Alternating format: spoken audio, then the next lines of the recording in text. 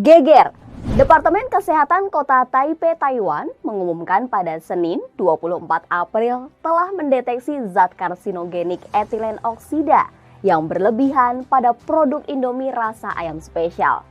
Selain Indomie rasa ayam spesial, lembaga kesehatan tersebut juga menemukan zat yang sama terhadap produk dari Malaysia, Ahlai White Curry Noodles. Melansir taiwannews.com Selasa 25 April, temuan tersebut merupakan hasil inspeksi acak 30 produk mie instan tahun 2023 di supermarket, toko, pasar tradisional, toko makanan Asia Tenggara, toko penjualan umum, dan importir grosir. Dari produk yang diuji, 25 diimpor dan 5 di dalam negeri. Hasilnya, kedua produk tersebut ditemukan mengandung kadar etilen oksida yang berlebihan. Tingkat etilen oksida pada kedua produk itu ditemukan telah melebihi standar residu pestisida yang diperbolehkan dan ditetapkan oleh Kementerian Kesehatan dan Kesejahteraan Taiwan. Lalu, apa itu etilen oksida? Selamat datang di Unisama Salatiga. Kami siap menerima pendaftaran untuk calon mahasiswa dan program baru. Studi singkat, biaya hemat, bekerja mendapat, belajar mudah, murah, dan berkah.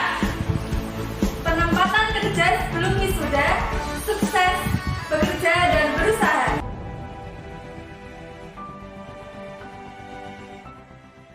Berdasarkan National Cancer, paparan bahan tersebut sangatlah berbahaya karena dapat meningkatkan resiko limfoma dan leukemia, serta kanker perut dan payudara. Etilen oksida sering digunakan sebagai fumigan untuk pangan dan tekstil, untuk sterilisasi peralatan kedokteran seperti keperluan operasi, dan sebagai fungisida pertanian. Digunakan dalam sintetis organik, khususnya dalam produk etilen glikol, sebagai bahan baku pembuatan akrilonitril dan surfakan non-ionik. Jika terpapar langsung atau dikonsumsi, etilen oksida akan memberikan efek samping yang berbahaya bagi kesehatan. 3 hari berselang, Badan Pengawas Obat dan Makanan BPOM angkat bicara dan menyatakan bahwa produk mie instan tersebut aman dikonsumsi. BPOM menyatakan di Indonesia, produk mie instan tersebut aman dikonsumsi karena telah memenuhi persyaratan keamanan dan mutu produk sebelum beredar. Dalam penjelasan BPOM, Indonesia telah mengatur batas maksimum residu 2CE sebesar 85 ppm. Dengan begitu, kadar 2CE yang terdeteksi pada sampel mie instan di Taiwan masih jauh di bawah BMR 2CE di Indonesia dan di sejumlah negara lain seperti Amerika Serikat dan Kanada. Sampai saat ini, Codex Alimentarius Commission sebagai organisasi standar pangan internasional di bawah World Health Organization atau Food and Agriculture Organization belum mengatur batas maksimum residu etilen oksida. Mengamini pernyataan BPOM, Guru Besar Rekayasa Proses Makanan IPB, Purwianto Haryadi mengakui bahwa standar dan regulasi mengenai senyawa etilen oksida memang sangat beragam. Menurutnya, sampai saat ini belum ada standar internasionalnya.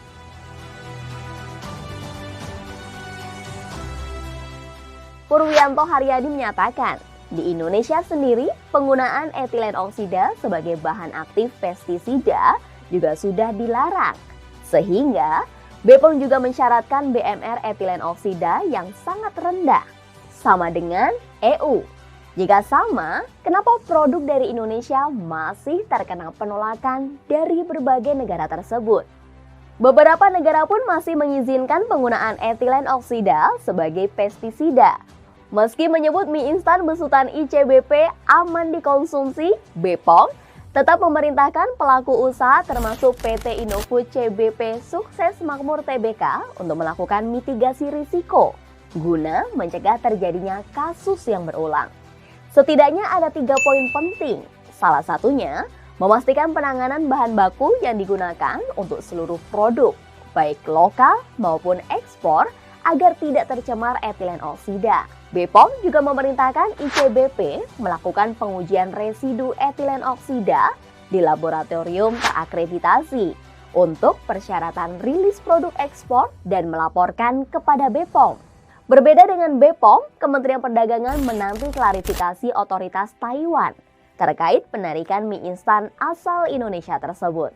Kemendag akan menyelidiki lebih lanjut produk Indomie yang disebut mengandung etilen oksida, senyawa kimia yang terkait dengan limfoma dan leukemia pemicu zat kanker.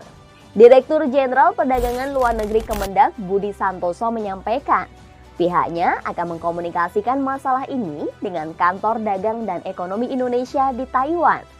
Budi Santoso menyatakan, kalau masuk ke Taiwan memang ada ketentuan kandungannya harus sekian. Ya kita harus menyesuaikan. Tapi nanti kita akan cek dulu apakah benar seperti itu. Nanti saya coba komunikasi dengan KDEI di Taiwan. Sementara itu Wakil Ketua Komisi 9 DPR RI Kurniasih Mufidayati meminta Badan Pengawas Obat dan Makanan atau BPOM untuk segera mengecek dan menguji sampling produk Indomie yang ditarik oleh otoritas Taiwan. Kurniasih Mufidayati menyatakan, temuan dari otoritas Taiwan jadi alarm dan masukan berharga. Segera cek produk yang sama apakah beredar juga di Indonesia. Jumat 28 April, akhirnya PT Indofood CBP Sukses Makmur Tbk menanggapi pemberitaan soal kadar etilen oksida dalam salah satu produknya di Taiwan. Perusahaan menerbitkan keterangan resmi yang diunggah di website resminya. Setidaknya ada 2 poin penting. Pertama, semua produk mie instan yang diproduksi oleh ICBP di Indonesia diproses sesuai dengan standar keamanan pangan dari Codex Standard for Instant Noodles dan juga standar yang disesuaikan dengan ketentuan BPOM. Kedua, Perseroan senantiasa memastikan bahwa produknya telah memenuhi peraturan dan ketentuan keamanan pangan yang berlaku di Indonesia dan di berbagai negara di mana produk mie instan ICBP dipasarkan. Bersama Salatiga membuka berbagai jurusan dan studi. D1 Keperawatan, D1 Kebidanan, D1 Akupuntur, D1 Administrasi, D1 Informatika, D1 Tata Busana. Purwianto menambahkan dalam banyak kasus yang ditemukan dari pengujian pada produk pangan adalah 2CE, bukan etilen oksida. Sehingga penting untuk ditelusuri bagaimana pengujian dan hasil ujinya. Apakah ditemukan etilen oksida atau 2CE? Purwiyatno menyatakan, jadi produk yang mengandung 2CE seharusnya tidak langsung dianggap mengandung etilen oksida yang berbahaya. Karena 2CE dapat berasal dari beberapa sumber.